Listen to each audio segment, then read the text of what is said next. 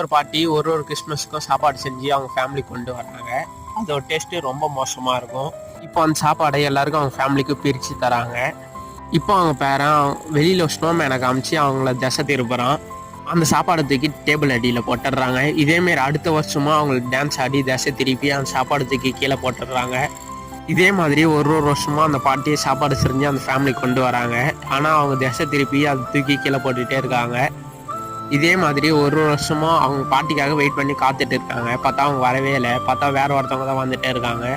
அவங்களுக்கு ஏமாற்றம் தான் வருது. சரி இன்னொரு வாட்டியும் திறந்து பார்க்குறாங்க. அப்பயும் இல்லை. பார்த்தா அவங்க வந்து அந்த பாட்டி இறந்துட்டு இருப்பாங்கன்னு அப்போ தான் அவங்களுக்கு தெரியுது.